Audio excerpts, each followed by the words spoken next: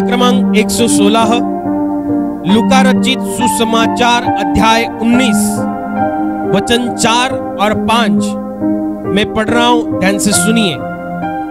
तब उसको देखने के लिए वह आगे दौड़कर एक गूलर के पेड़ पर चढ़ गया, क्योंकि यीशु उसी मार्ग से जाने वाला था।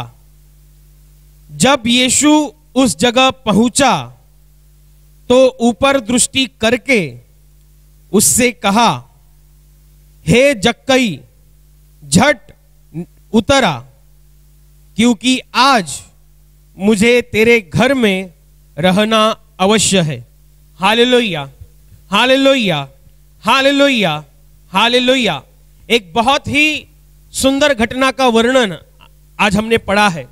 ये बहुत ही अपने आप में अलौकिक और एक अपने आप में रहस्य से भरी हुई और आत्मिकता से भरी हुई यह घटना है, जिसमें हमने आज विस्तार से इस विषय को जानेंगे कि परमेश्वर प्रभु यीशु मसीह ने जक्कई नामक इंसान से यह कहा कि जक्कई, झट उतरा, क्योंकि आज मुझे तेरे घर में रहना अवश्य है। परमेश्वर प्रभु यीशु मसीह जक्कई को कुछ करने के लिए बता रहा है, कुछ करने के लिए बोल रहा है, और वह यह है कि यीशु मसीह जक्कई को कह रहा है कि जक्कई, झट उतरा। नीचे उतरा आने के लिए परमेश्वर प्रभु यीशु मसीह जक्कई को बता रहा है।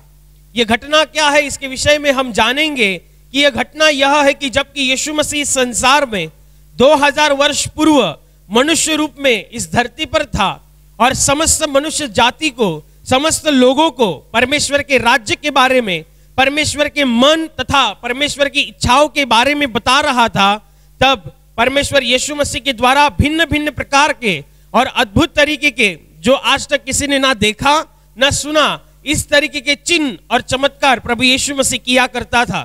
परमेश्वर प्रभु यीशु मसीह खुद स्वर्ग से आया हुआ परमेश्वर था। वह परमेश्वर की ओर से इस धरती पर भेजा हुआ उद्धार करता था।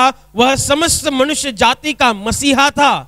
वह स्वर्ग से आया है, वह परमेश्वर का शब्द है, इसलिए उसके भीतर से सामर्थ्य बहती है, उसके भीतर से जीवन की नदियां बहती है। जो कुछ भी उसके पास आता था वह जीवित हो जाता था, चाहे वे किसी इंसान का मरा हुआ शरीर हो, वे किसी इंसान का मरा हुआ जीवन हो, वे सब के सब परमेश्वर यीशु मसीह के पास आने से जीवित हो उठता था, क्योंकि परमेश्वर यीशु मसीह जीवन था।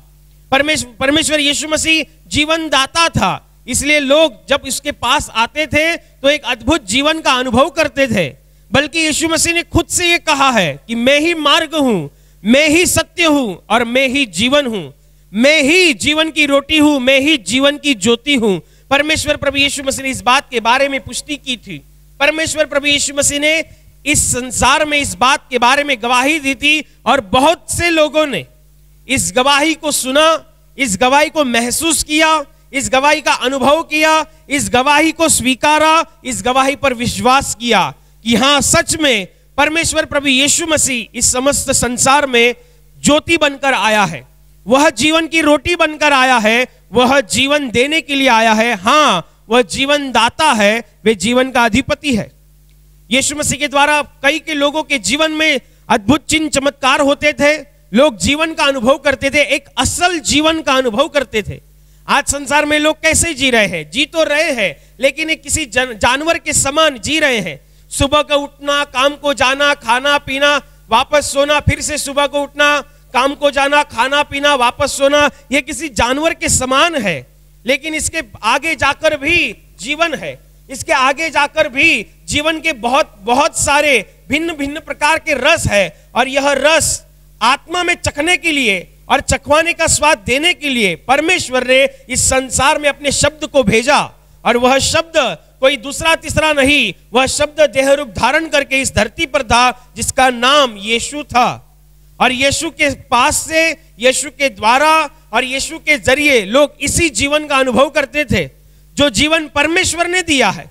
परमेश्वर ने केवल ये नहीं कहा कि सुबह तुमको उठना है, काम पे जाना है, खाना पीना करना है, सोना है, पर और भी कुछ है। परमेश्वर कहता है अपना ख्याल रखना, अपने परिवार का ख्याल रखना। परमेश्वर कहता है अपने लोगों का ख्याल रखना, आपस में प्रेम रखना, किसी को मदद चाहिए उसकी मदद करना, कोई भूखा है उसको खाना खिलाना, कोई प्यासा है उसको पानी देना, किसी के पास आसरा नहीं है उसे आसरा देना। और बहुत से भिन्न भिन्न प्रकार है जीवन में। जीवन केवल यही नहीं कि सुबह को उठना है, काम पे जाना है, खाना पीना करना है, रात को थका हारा शरीर है, सो जाना है, वापस से उठना है। ये केवल जीवन नहीं है। ऐसा तो जानवर भी जीते हैं, ऐसा तो जानवर भी जीते हैं, लेकिन जानवर के समान जीने के लिए परमेश्वर ने हमें नहीं चुना। परमेश्वर ने हमें चुना है आशीषित जीवन जीने के लिए। परमेश्वर ने हमें चुना है उसका प्रकाश बनने के लिए। परमेश्वर ने हमें चुना है लोगों के जीवन में आशीष का कारण बनने के लिए। यह परमेश्वर का चुनाव है, यह परमेश्वर के द्वारा दिया हुआ जीवन है। जो इस संसार में परमेश्वर के द्वारा दिया हुआ जीवन जीता है, अच्छी रीति से, सच्चाई से, उसके भीतर से स्वर्ग का सुगंध आता है, स्वर्ग की महक आती है, स्वर्ग का अनुभूति आती है। यह है असल जीवन।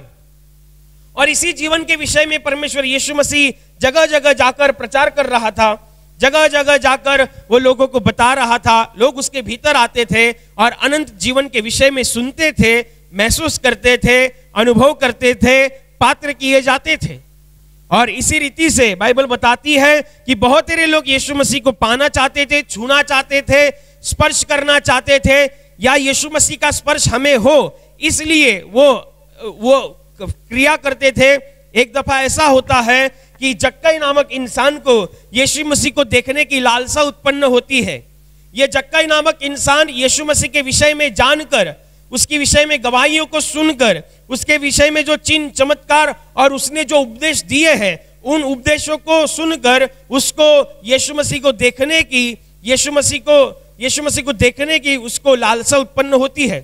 और जब यह लालसा उत्पन्न होती है तो बाइबल बताती है कि जब यह यीशु मसीह इस जक्कई के किसी नगर या किसी प्रांत के भीतर आया है, और यह बात जब जक्कई नामक इंसान को पता चलती है, तो यह जक्कई नामक इंसान यीशु मसीह को देखने के लिए उस जगह जाता है। वो जाता है तो देखता है कि यीशु मसीह मौजूद तो है, लेकिन एक बहुत बड़ी भीड़ यीशु मसीह के आस पड़ोस में इकट्ठा है। वो यीशु मसीह को देखने का प्रयास करता है, फिर भी वो देख नहीं पाता, क्योंकि वह नाटा है। उसकी शरीर, उसकी ऊंचाई बहुत कम है। साधारण लोगों की तुलना में उसका शरीर की कद काठी बहुत ही कम है।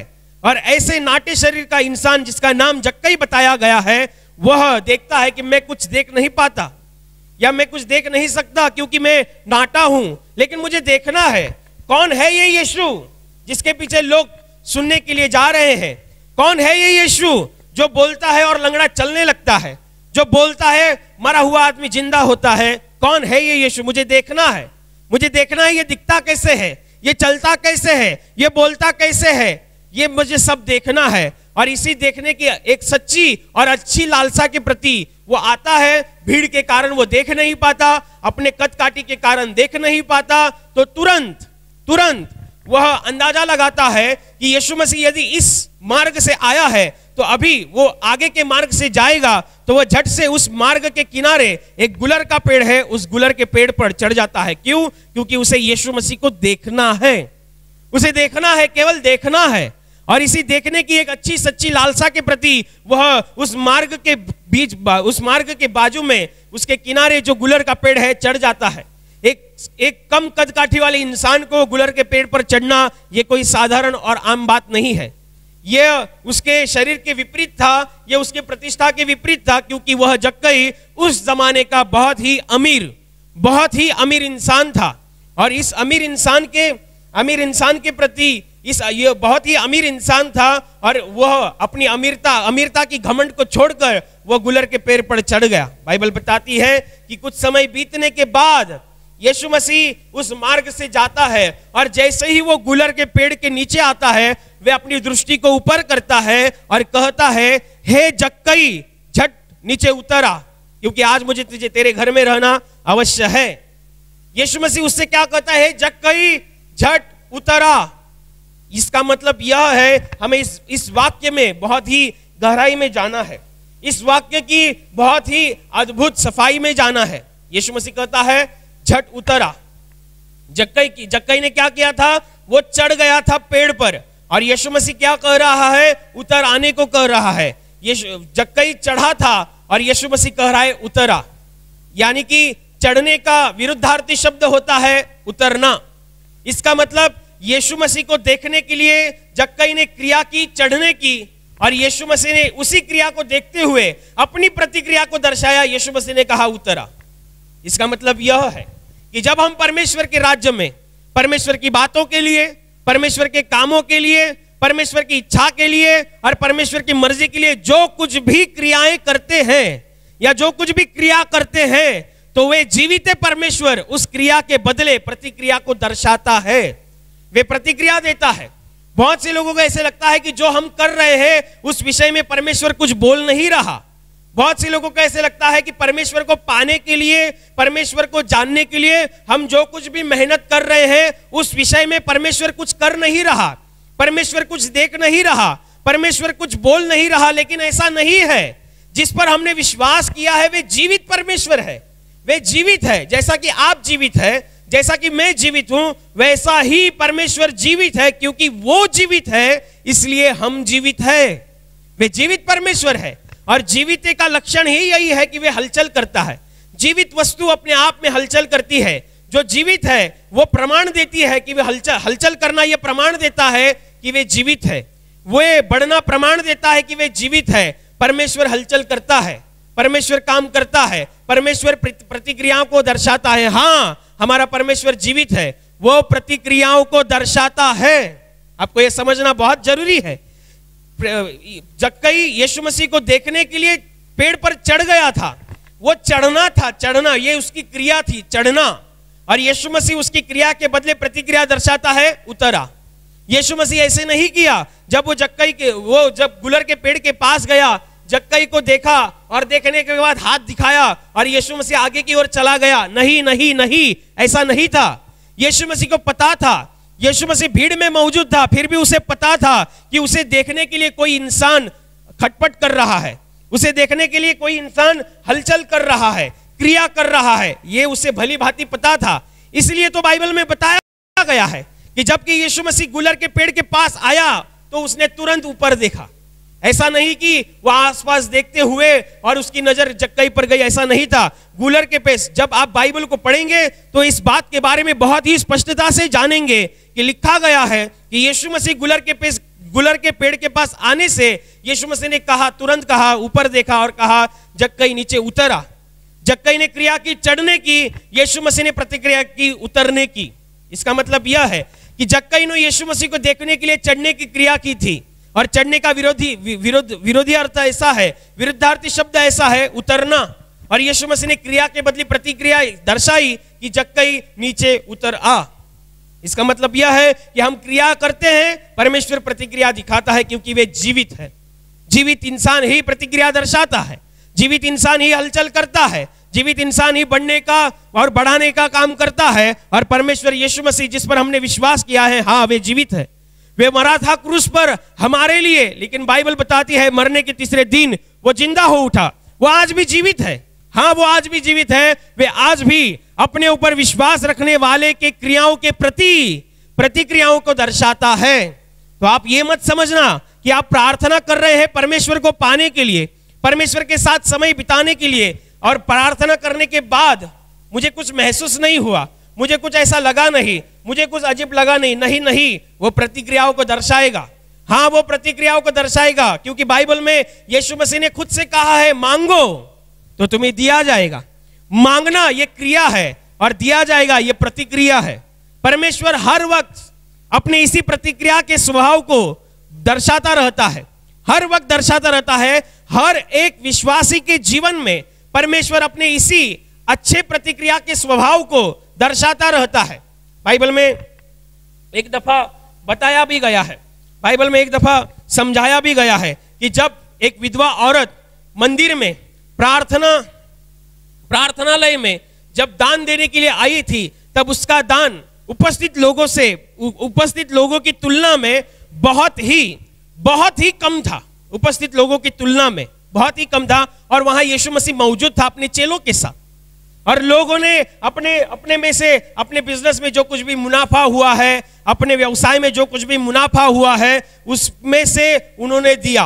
लेकिन इस विधवा स्त्री ने बहुत ही कम दिया। ऐसे समझो कि उसने 2 रुपए दिए, और वो 2 रुपए जब उसने दान पात्र में डाले तो लोगों में चर्चा हो उठी कि ये कितना कम है। लेकिन परमेश्वर प्रभु यीशु मसीह खड़ा हुआ, परमेश्वर यीशु मसीह ने इस बात की पुष्टि की, परमेश्वर ने इस बात को उठाकर रखा। उसकी विधवा औरत ने की हुई क्रिया का परमेश्वर ने प्रशंसा की, और परमेश्वर ने उसकी प्रशंसा की और कहा कि इसने सबसे अधिक दान किया है, क्योंकि तुमने अपने में से कुछ दिया है और इसने अपना सब कुछ दिया है। बाइबल बताती है कि उस विधवा स्त्री के पास जो कुछ भी था वो उसने सब कुछ दान किया था। ये बात परमेश्वर प्रभु यीशु मसीह जानता है। जब इस विधवा औरत ने उस दान को किया तो परमेश्वर भली भांति जानता था कि इस औरत ने अपने में से सब कुछ दिया है। यीशु मसीह ने उस औरत ने जो कुछ भी किया है, जो अपना प्यार व्यक्त किया है, उस विषय में अपनी प्रतिक्रिया को दर्शाया। जक्कई ने यीशु को देखने के लिए क्रिया की और परमेश्वर ने उसकी देखने की उसी प्रक्रिया के बदले प्रतिक्रिया को दर्शाया। जक्कई यीशु मसीह को देखने के लिए चढ़ गया, यीशु मसीह ने प्रतिक्रिया में कहा नीचे उतरा। चढ़ना, उतरा, इसका मतलब क्रिया और प्रतिक्रिया ये दोनों एक ही वचन में दिखाई देती है।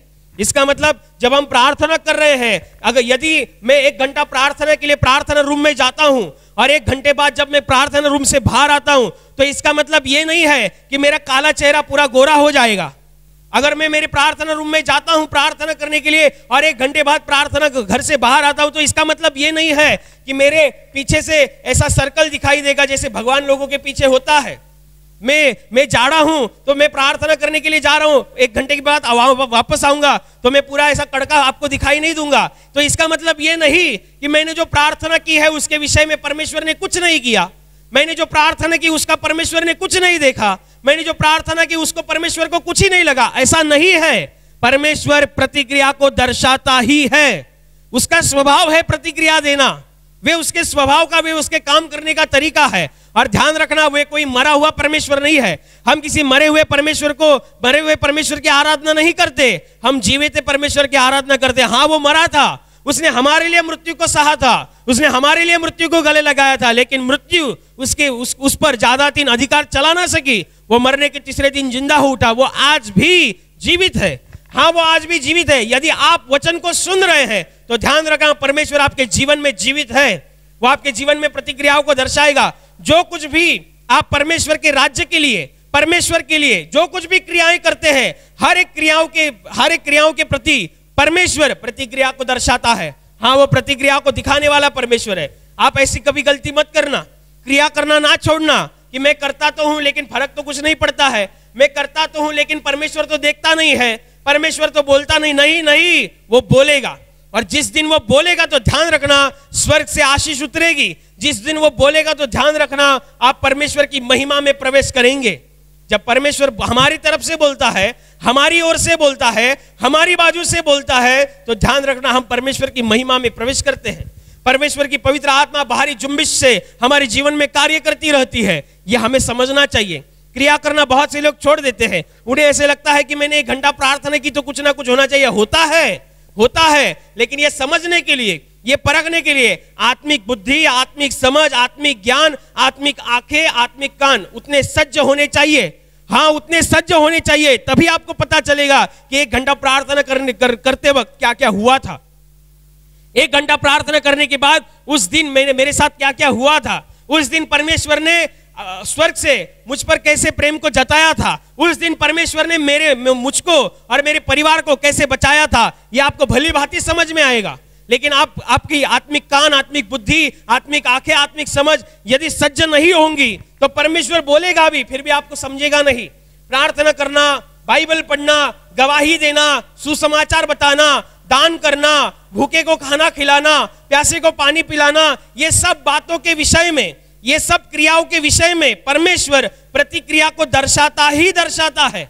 हाँ, वो दर्शाता है और उसके दर्शाने का अलग अलग प्रकार होगा। यदि आपके जीवन में कुछ अलग होगा, किसी और के जीवन में अलग होगा, लेकिन ध्यान रखना परमेश्वर प्रतिक्रियाओं को दर्शाता ही दर्शाता है। यह उसके काम करने का एक स्वभाव, यह उसके काम करने का एक तरीका है।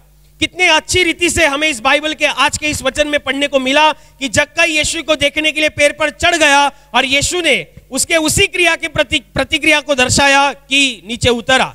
वो चढ़ा, यीशु मसीह ने कहा क्रिया और प्रतिक्रिया एक ही वचन में, एक ही वाक्य में कितनी स्पष्टता से दिखाई देती है। ये इसीलिए तो लिखा गया है ताकि हम विश्वासी लोग समझ सके कि परमेश्वर क्रियाओं के बदले प्रतिक्रिया को दर्शाता है।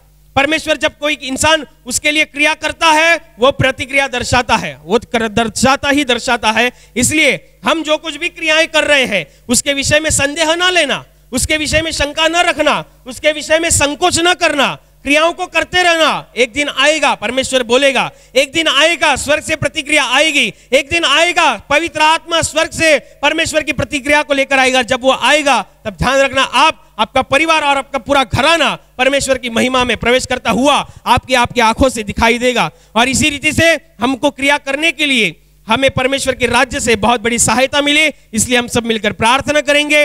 Hallelujah, hallelujah.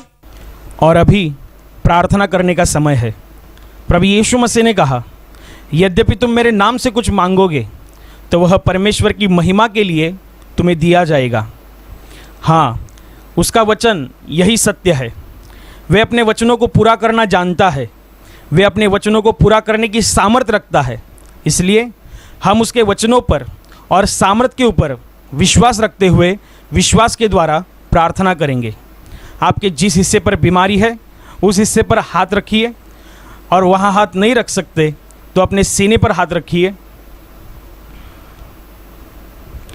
आपके जीवन में से और शरीर में से हर एक दुख, तकलीफ, बीमारी प्रभु यीशु मसीह के पवित्र नाम इसी क्षण नष्ट हो जाए। आपके जीवन के बंधन और श्राप प्रभु यीशु मसीह ने बहाए हुए पवित्र लहू के द्वारा इसी क्षण टूट जाए।